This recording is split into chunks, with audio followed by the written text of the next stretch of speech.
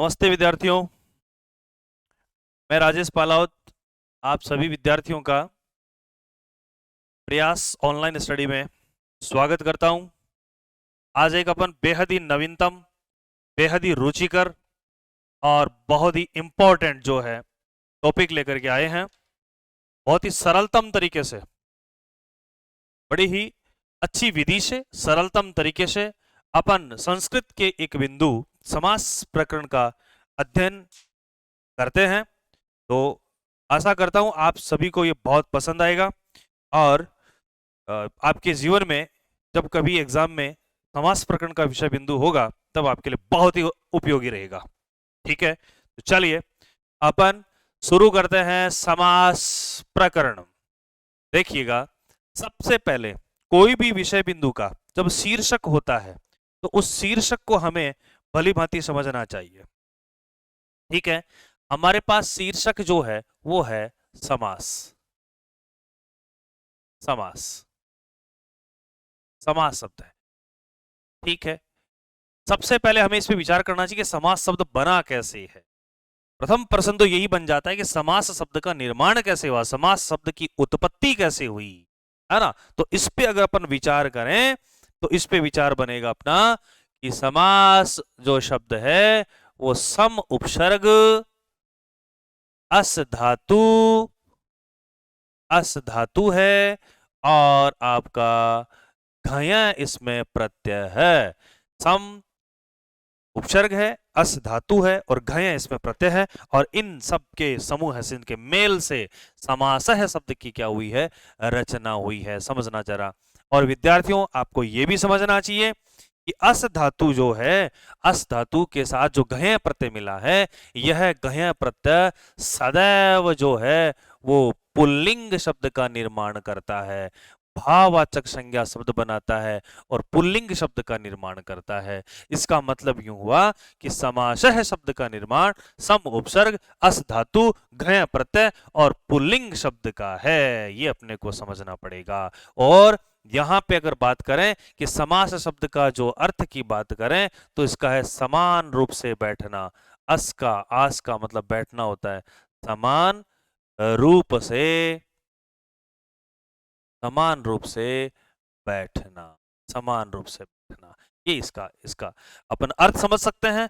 और अगर अपन बात करें समास शब्द की परिभाषा की बात करें अपन, है ना, कि समास शब्द की परिभाषा क्या है, या सबसे पहले अपन समझ लें कि समास शब्द का शाब्दिक अर्थ क्या है। तो अपन अगर शाब्दिक अर्थ की बात करें, शाब्दिक अर्थ, समास शब्द के शाब्दिक अर्थ की अपन बात करें तो इसका अर्थ होता है बेटा जी, समस्त विद्यार्थियों बार बार ये प्रश्न परीक्षा में पूछा जा चुका है, इसका अर्थ होता है संक्षिप्तीकरणम।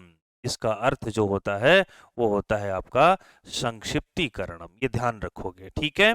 समास शब्द का शाब्दिक अर्थ क्या होता है, संक्षिप्तीकरणम। या अपन इसको अपन एक नाम और दे सकते हैं और वो इसका नाम दे सकते हैं अपन लघुकरणम, भी इसका नाम अपन दे सकते हैं। या इसका अपन एक नाम और दे सकते हैं और वो एक नाम अपना क्या रहेगा, अपना क्या रहेगा, इसको अपन संश्लेषण भी कह सकते हैं। इसको अपन जो है वो संश्लेषण भी कह सकते हैं। ये भी अपने को ध्यान में रखना है, संश्लेषण, ये भी ध्यान रखना है। तो शाब्दिक अर्थ की अपन बात कर रहे थे, शाब्दिक अर्थ की अपन बात कर रहे थे। शाब्दिक अर्थ निकल के आया, एक तो आया संक्षिप्तीकरणम, एक आया लघुकरणम, एक आया संश्लेषणम। संश्लेषणम अपन कह सकते हैं, संश्लेषणम, है ना। तो संक्षिप्त करना, छोटा करना, लघु करना भी छोटा करना, और संश्लेष, विश्लेष तो होता है विस्तार करना, और संश्लेष होता है उसको क्या करना, छोटा करना। अपन ये बात ले सकते हैं। चलिएगा, अब ये संक्षिप्तीकरण लघुकरण का तात्पर्य क्या है, थोड़ा सा अपन इसके तात्पर्य समझ लेते हैं। देखिएगा, दो प्रकार के शब्द समास में बहुत काम आते हैं। एक तो अपन कह सकते हैं, इसको अपन कह सकते हैं सामासिक शब्द, अपन इसमें कह सकते हैं सामासिक पद, और एक अपन कह सकते हैं समास विग्रह पद। समास विग्रह पद, ये कह सकते हैं।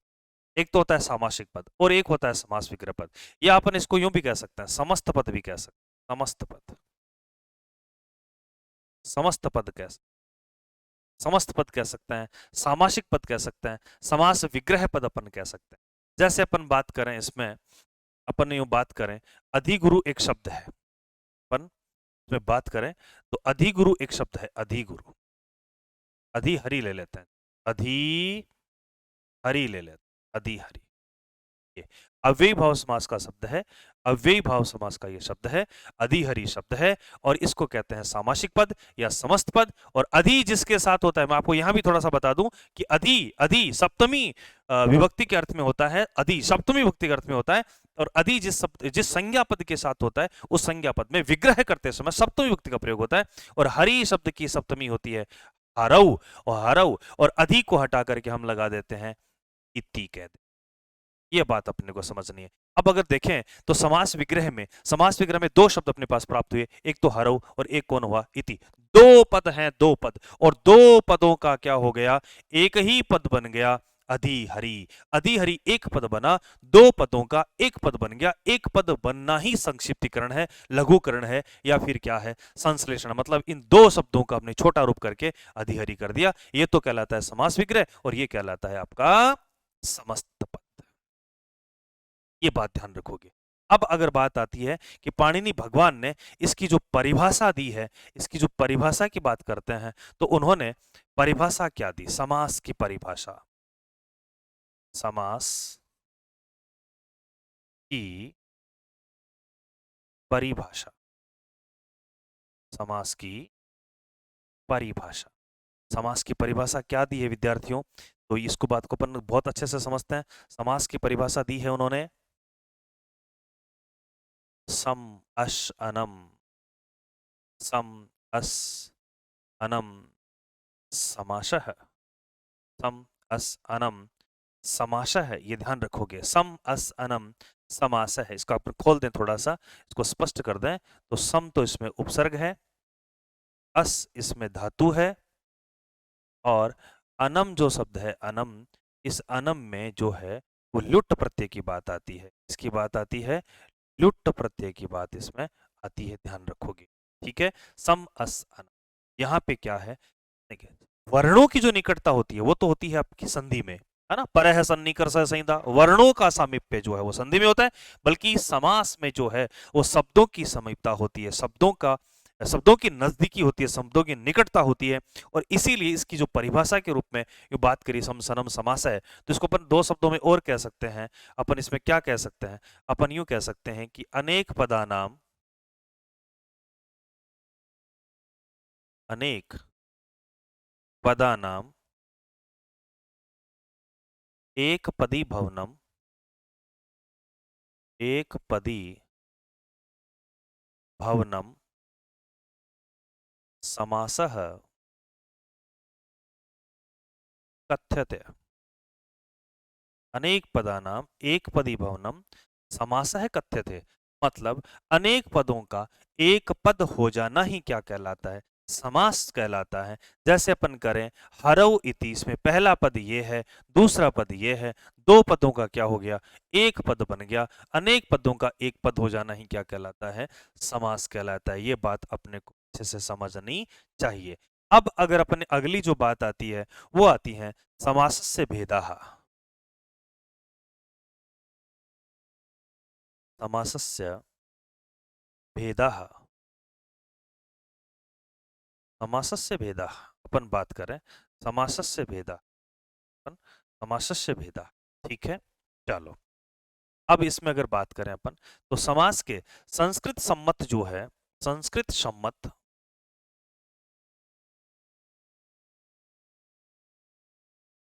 संस्कृत सम्मत पंचभेदा, पंचभेदा, संस्कृत सम्मत जो है वो समास के कितने भेद हैं, पांच भेद हैं। संस्कृत सम्मत जो है वो समास के कितने भेद हैं, पांच भेद हैं।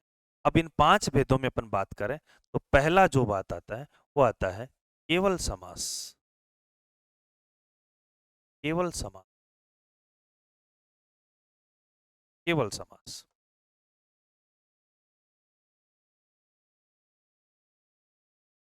केवल समास,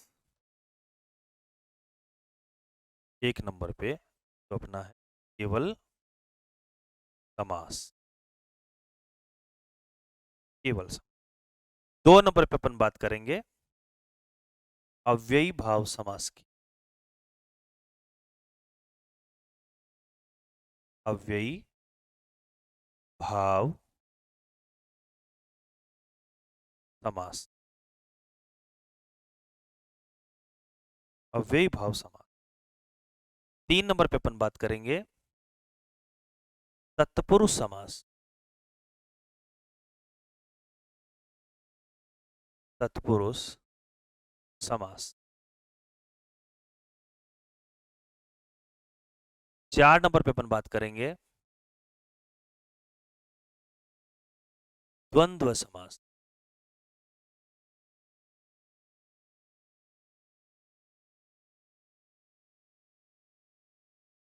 द्वंद्व समास। 5 नंबर पे जो अपन बात करेंगे वो अपन करेंगे बहुव्रीहि समास।